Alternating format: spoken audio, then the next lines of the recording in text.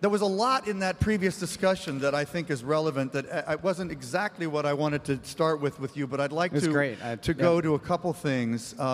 For one thing, one of the things, for Dan is now primarily working with platform partners, primarily companies like Zynga, the biggest platform partners that are, really becoming almost sort of de facto arms of Facebook. Although Wooga is one of our largest game developers. Wooga, which is a German company, and most of your biggest clients and partners are game companies at the moment. And media. I should also mention media partners as well. Media. But Dan's historical work at Facebook has been in monetization strategy.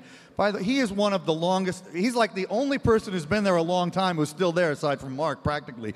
But you came considerably before Cheryl, right? Yeah. I've been there about 4.5 years. Yeah, so that's a long time. Cheryl's been there 3 years now. In the annals of Facebook, for someone of your generation to have been there that long, Dan's older than the average. He was a long time at Amazon. In fact, you were the first person at Amazon working to develop the Kindle. The Kindle, that's right. Yeah. So he's a veteran of the industry. But what question I was going to ask you, since you had the monetization strategy thing for a long time and still are involved in it, one of the things Facebook's been doing is working with Nielsen to correlate the kind of thing we were talking about in this last panel, real household data of behavior with exposure to Facebook ads and Facebook page and stuff. What is the discovery so far based on that work with Nielsen? Yeah, we've thought about advertising for a long time as a unique opportunity in the sense that the internet really is the first communication medium at scale where there's the potential for a two-way conversation. And the first 15 years of advertising on the internet really didn't take advantage of that. If you think about early television advertising, for example, if you go back and watch some of those very early television ads, basically you see a guy sitting in front of a microphone reading from a script, because the only paradigm that they could consider at that time was radio, and so they effectively just turned a video camera on and taped somebody doing a radio ad. And in many ways, the first wave of internet brand advertising on the internet reflected that. It was a one-way message out to a consumer, very much like a billboard on the side of the road. And when we started thinking about advertising in the Facebook environment, we thought we had a unique opportunity to really leverage the two-way potential of the internet for the first time for brand advertisers. You mentioned Nielsen. We partnered with them a couple of years ago to start measuring the impact of this fundamentally social advertising model. And what we found is that when you see an ad with your friend's name in it, which we think of as word of mouth at scale, the recall and awareness of that ad goes up by over 60%. And that's a product that we've, with Nielsen, branded Brand Lift, and something that we're looking to bring now to Europe and the rest of the world. But specifically, have you found in this correlation with the household data that you're beginning to show some concrete purchasing consequences of advertising in Facebook? Well, as you know, Nielsen for a long time has been the expert in measuring that. We haven't gone yet down to the purchase level. We're looking to do that. One of the unique things that we're able to do on Facebook, because we have real identity and real people, is we can measure these effects not through panels, but through actually asking people on Facebook through polls. And Nielsen runs these polls so that they're completely objective, how they were influenced by ads that they see on Facebook. And it kind of makes sense if you think about it.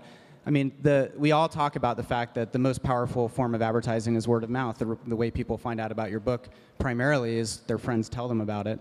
And what we've tried to do with our advertising products on Facebook, rather than put banners up, the traditional model, we've tried to take advantage of this notion of word of mouth and build that into the products themselves. Okay, well, one of the things a little edgier that I wanted to ask you about, I wasn't going to ask this earlier, but it might contradict, or maybe you're saying that what I'm about to ask you is not really correct. But one of the things that's so interesting about the platform, which you're so deeply involved in, and the Open Graph API, which is this way any website can now tap into Facebook's viral tools without being on Facebook, is that it poses the potential that ads could be distributed using that infrastructure because of the extraordinary amount of exact user volunteer data you have about that person that you could then share with the external website, which presumably could allow them to charge more money and possibly be more effective in some of the ways we were talking about up here. Is that kind of thing something you all are interested in? Well, it's a question we've been getting asked for a long time. And the answer is the same that it's been for a long time, which is that we don't have any plans to do something like that. But you are right in the sense that what we are doing today is we're honing our advertising system. One of the real benefits of Facebook is that you can target people based on who they really are. You can put ads in front of people who are interested in the types of things that your consumers are interested in. And we have a lot of inventory on Facebook because we have a lot of usage. And so as we learn how to do that better and make those ads more relevant to users, we're building up, we think, a very sophisticated system to enable brand advertisers to reach their audience. Well, and since the question that I'm constantly asked as a Facebook, sort of observer is, could it possibly be worth 50 billion or 70 billion, which people are actually now paying on some of the private markets? And if you look at this possibility, that with the millions, literally, of websites that are using Facebook Open Graph tools, if they were to begin putting ads there that you help them target, there could be extraordinary revenue possibilities, which you don't have to comment on, but I would make that comment myself. So you work with people like Zynga. Talk about what it is you're really trying to achieve when you're working with these platform partners. And also, how much is it to just have them do things inside Facebook, and how much is it to use the tools on their own websites? Two questions. We have 2.5 million websites and developers now that are working with Facebook, and one of the things that I'm charged with is really building out our capabilities to support those companies in a much deeper way than we have historically. All the way from the largest companies like Zynga and Wooga, who's here, and others in the games category, down to startups who are building their applications with social from the ground up and really building them on top of Facebook, whether inside of the Facebook canvas or on their own website. Our vision for the Facebook platform is we believe that we're in the middle of a transformation. We're moving from the information web to the social web. We're moving from the wisdom of crowds to the wisdom of friends.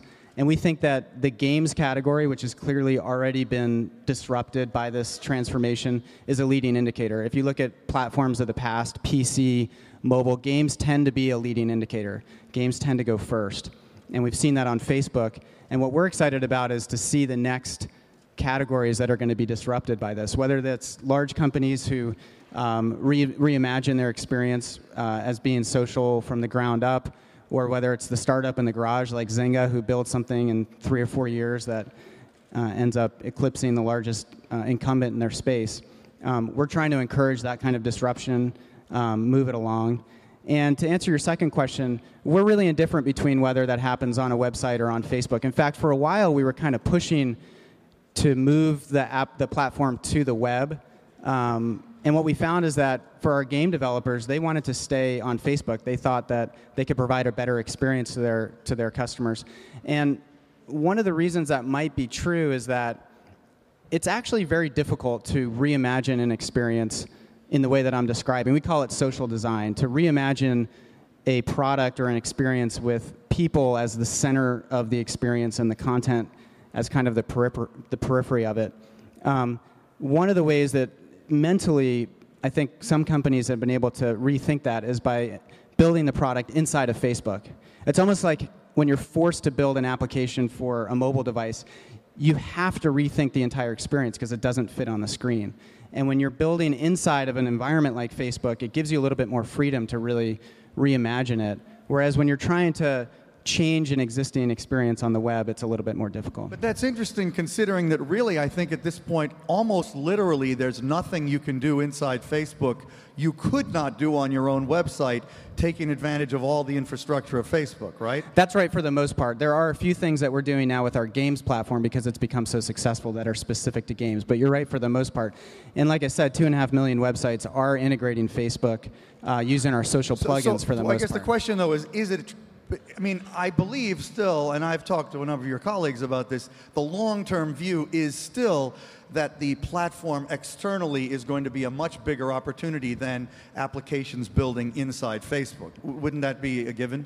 Well, I think that in the long run, that is in all likelihood the outcome. But again, it may be easier to get started inside of Facebook. And some of these applications, which are really just now starting to come on, are really experimenting in that way. Okay, talk about some of the other industries where we could see Zyngas emerge, and the S Fund, which is something that Kleiner announced that Facebook, along with a lot of other partners, is obviously committed to this notion. What is an example? Give me the most radically unexpected industry that could have a Zynga-like, disruptive company emerge. Well, our view is the most likely categories that are going to be disrupted in the next few years are going to be in the media and content space, primarily because it makes sense that that's the kind of thing that you want to engage with your friends around, that you want to engage in a social way around. So games are obviously, as I said earlier, a leading indicator of that. We're already seeing a lot of partners in the news and information space. Here in Germany, there's a Bild.de, which is the largest German newspaper site, integrated Facebook plugins about 9 months ago and has seen the referral traffic from Facebook go up 600%. In France, TF1, same thing, 600% lift in referral traffic from integrating Facebook. So we're seeing quite a bit of disruption happening in news right now, albeit primarily on websites through social plugins. I can tell you, I think categories like music and video and the types of things that people do socially. Retail. Potentially retail. I think retail may be farther off just because commerce has some challenges, but definitely retail and lots of categories that, we fundamentally believe every category is going to be disrupted in this way over the next 10 years. But it's interesting what you just said about media, given what you said a minute ago about what the game industry is finding, that the media companies are still trying to do it externally, right? Whereas you said the game companies that have really been disruptive and have basically changed the situation so that Facebook is the world's largest gaming platform by far, and Zynga probably has as much activity as any gaming company's ever had, is all inside the system. Does that imply that maybe media companies need to rethink a little bit what they're doing and experiment more inside Facebook, which frankly is not the way I've thought about it even till this second. But is that a possibility? We'll see. It's interesting. The media companies that have integrated Facebook have primarily been using our social plugins. And social plugins like the like button and the activity plugin, these are things that you can drop onto your existing website. You don't have to really redesign the website. We built them specifically to make it easier for companies to integrate Facebook without having to do a lot of work. But what's really interesting about Zynga and Wooga and other game developers is that they have really reimagined what games look like in a world where you have this type of social potential. And if you flip the model on its head, what you find is that most of these companies who are building with this social design principle start with people, and then the content kind of in a way almost comes second. Social games are first social and second games. They're very lightweight in terms of the game mechanics itself. And so Flipboard is a good example of this, I think. Flipboard on the iPad uses your friend's name as the byline for the article. So essentially what they're saying is you're reading this article first and foremost because your friend referred it to you, and secondly because the content, the publisher, the author of the article is who they are. And I think social design really is fundamentally at its core that principle. You put people first, and then you create the experience second. And like I said, for some companies, that may be easier to do inside of Facebook than on their own website because it's just a hard paradigm to get your head around. This is a heavily media-oriented internet crowd hybrid. So would Facebook be interested, or are you doing things that concretely work with media companies to potentially provide new facilities and sort of tweaks inside Facebook in the way that you just said before you've begun to do for the game business? Well, we work with our media partners, and we talk about these principles and ideas, and some are doing more than others. As you know, the Huffington Post is probably a great example of a media company that's actually gone quite far in terms of really testing the boundaries of this idea, putting people first and making the experience social. When you look at it from the standpoint of any industry, and then you look at the reality of Facebook pages, which are so radically constrained in terms of the variety of things you can do there. I mean, you really do impose a lot of limits to that scenario, and it would seem like there's a lot of work to be done if you want to do, for example, extend to retail this kind of radical transformative potential that you haven't done. I mean, I guess what the question is, Facebook is still a very small company with a very large footprint and a very small number of employees. I guess how quickly could we get to something like retail and have it? I mean, I've been shocked how long it took Amazon to really begin to take advantage of Facebook, which they're just starting to do now. Yeah. I mean, when will we get to that kind of? I don't know what other industry to think of. I mean, healthcare. There's one that we can easily throw out and could potentially, with the right privacy, tweaks, have a big potential transformative impact from Facebook. When will we see that? I think we're starting to see some of it today. You mentioned Amazon; they implemented Facebook Connect. eBay recently implemented Facebook Connect. There's boutique retailers who are experimenting with interesting things. There's a retailer in San Francisco, for example, that created an experience where people can basically like their products, and when they put on a sale, the product that gets liked the most ends up going on sale at the lowest price. I think that you're going to see more and more of that kind of experimentation, and I think retail is an exciting category. I spent 7 years at Amazon. I think there's a lot of potential there, and you're right to point out that that's a category that will almost certainly see some innovation happen over the next few years. Okay, so what's the benefit to Facebook of all this? Is it just more activity on the site, therefore you can share in the ad potential from those page views? Is that the way you think of it? I mean, at the highest level for us, when our users are able to engage with their friends on Facebook, publishing information back, filling out their profile, completing their identity in deeper ways, that creates value for what we're trying to build in the world. And we ultimately, as you point out, make money from advertising. So the more time people spend on our site, the more opportunities we have to advertise as well. But we're really, our mission in the world is to make the world more open and connected. And we can't do that if we're limited to a website. We can only do that if we really actualize the aspirations we have for our platform. But Zynga has been one of, if not your biggest advertiser because of promoting the stuff they're doing. So you're getting revenue from them two ways: the page views you share plus the actual dollars they pay you. Are you presuming that most of these companies will then also be advertisers to drive traffic to whatever they do? Potentially, it's certainly not a requirement, but it does make sense if you think about it. For a company like Zynga, Facebook is absolutely the most efficient advertising platform in the world because their games are social and Facebook advertising is social, and so they're able to connect those together in a way that performs way better than they could get anywhere else on the web. And so as more and more categories become social, certainly that's an opportunity for us from an advertising perspective. Boy, there's so many things I want to ask you about. We have so little time. Credits. You're in charge of that, right? Okay. Right now, it's just used in games, right? That's Pretty right. much It's entirely. a virtual currency for virtual goods. I told you yesterday, I think you were intrigued, that I was on a panel, I moderated a panel at the Paley Center in New York, where a very senior marketer, very senior at Coke, said, we expect people will buy Cokes with Facebook credits. When is that going to happen? Or could it possibly? I mean, do you want it to happen?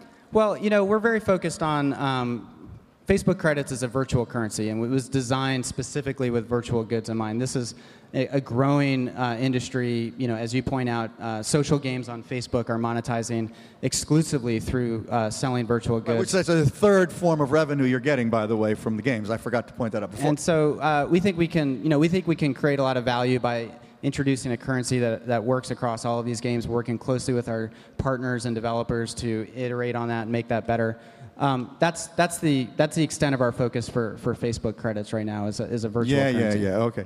I wanted to go to the cultural questions because Facebook has just, as I'm aware deeply, gotten an extraordinary upsurge in attention and interest and sort of obsessive kind of scrutiny because of the Goldman investment, Person of the Year, the movie. Your book. My book has had some minor role. But what about, how has this changed the way it feels to work inside the company, the esprit de corps? Is there any negative to all that from your point of view?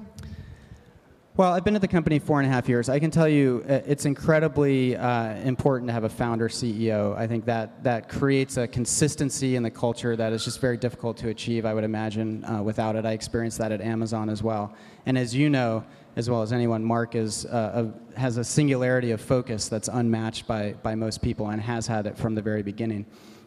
Certainly as the company's gotten bigger, I think for a lot of people what that's meant is that in order to scale with the company, their roles have to get smaller in some ways, but really bigger in other ways because the scope and scale of what we're trying to achieve is so much greater. And so from a cultural perspective, I would say that's probably been the biggest impact over the 4.5 years that I've been there. So Mark is still leading the company in a way that feels similar. He's not getting carried away with, oh, we're 600 million, we're leading the world. No, that's not Mark, right? You know Mark. I know Mark better than most people. I'm trying not to answer the question. I'm trying to ask you to answer the question. Yeah. But okay. Remarkably similar to how it felt, honestly, when we were 100 people when I joined the company. Lots of things have changed, obviously, as I said earlier, but from a cultural perspective, it's incredibly similar to the feeling that we had as a startup, Okay. and we very much still see ourselves as Unfortunately, a startup. this has to be the last question, but you've had a large number of people leave in very senior positions who've had a lot of experience. I mean, Tim Kendall, for example. I mean, these are senior people who were doing who was running the self-service ads. How badly has that affected the culture? I mean, and how long are you going to hang around? You know, we very much see ourselves as a startup, and we want to attract people who want to be at a startup. And so for some people who have been there for a long time, they're going to choose to leave and go start their own company. They're entrepreneurs, and that's why they came to Facebook in the first place. But I think, too, the other part is it goes back a little bit to what I said earlier. As the company scales, for some people, that means taking on slightly more narrow roles to go out and try to do something much bigger in the world. And for a lot of people, that's going to be exciting, and for other people, they're going to want to move on and try something different. And I think that's largely the reason for folks leaving. Thank you, Dan. Unfortunately, we are well out of time. There's plenty of things we could discuss, and it's really great to have a chance to at least talk about this much. Thanks, David.